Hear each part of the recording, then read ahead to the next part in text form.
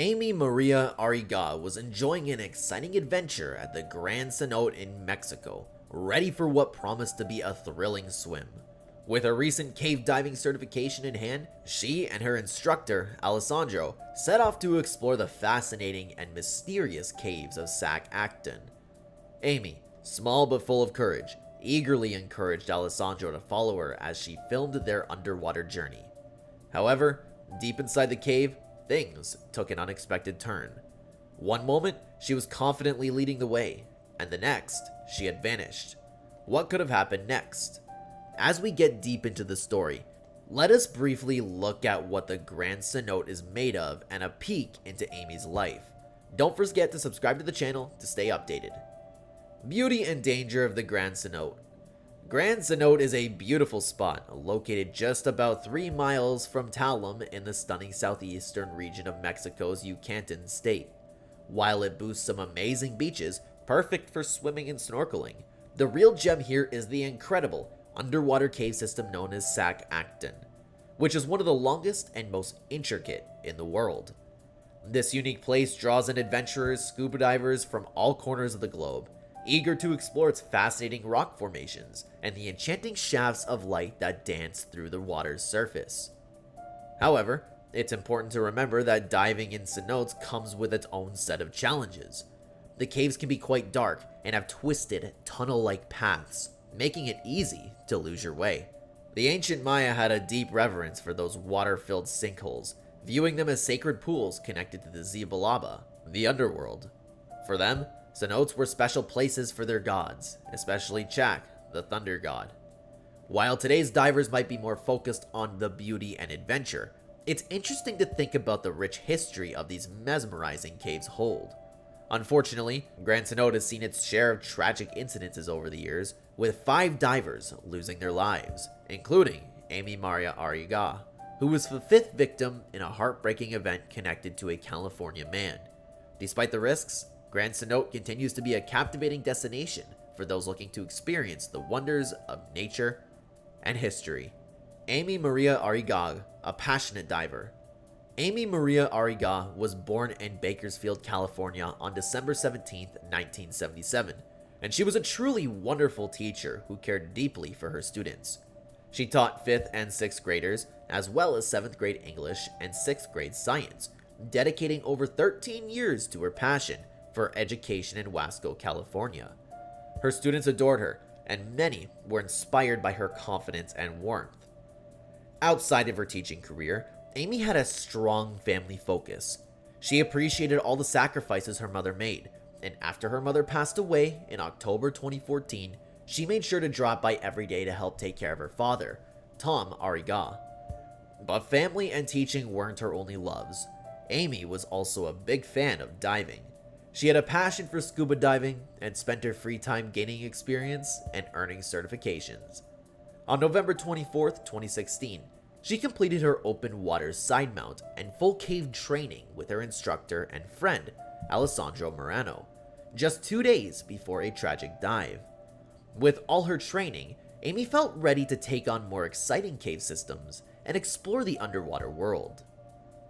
The dive plan.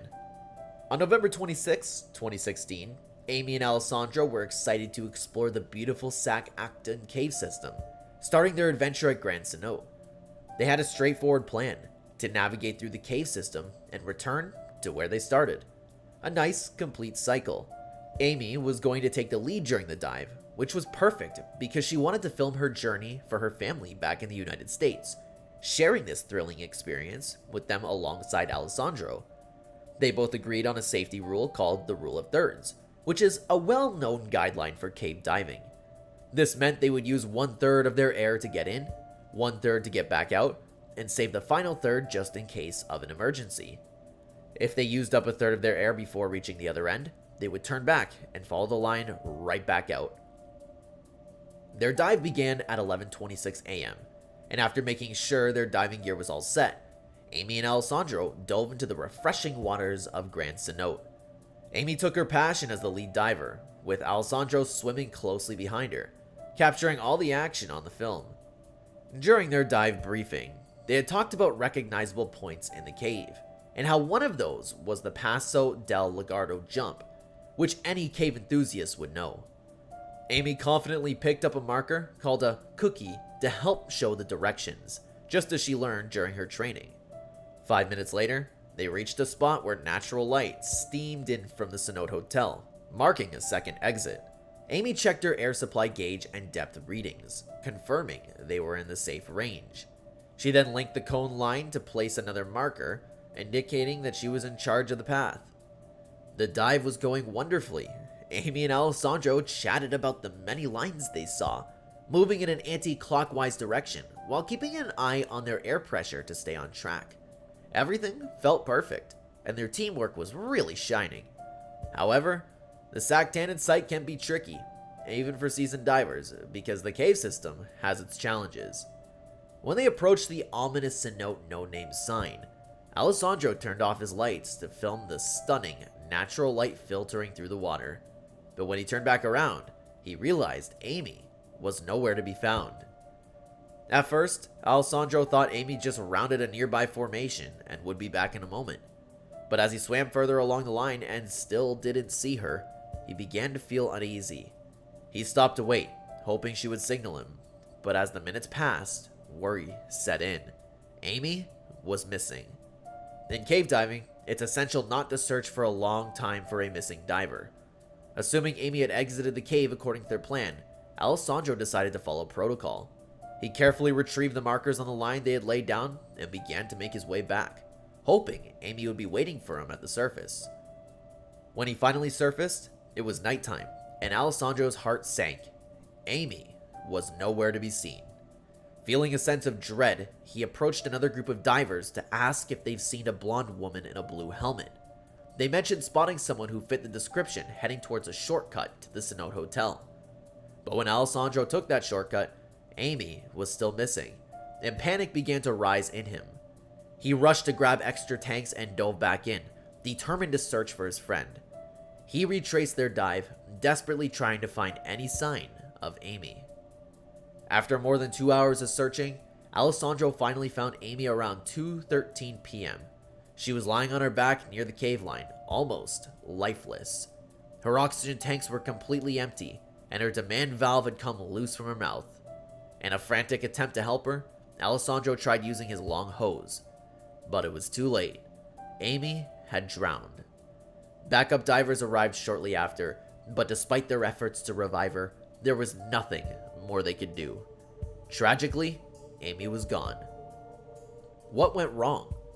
The investigation following the rescue revealed that Amy had gotten lost in the cave. It seems she veered off the path and found herself surrounded by darkness, likely out of Alessandro's view. In that moment, she realized that without her guiding light, with all the twisting caves around her, she was truly lost. The Sac Actun cave system was quite challenging, even for someone as trained as she was. In her final moments, Amy probably struggled to catch her breath, trying to crawl back to the entrance she had come from, but unfortunately, she couldn't find it. Exhausted and overwhelmed, she succumbed to the suffocation in the cave. Amy's passing was such a heartbreaking loss. Her family and friends felt the weight of her absence deeply.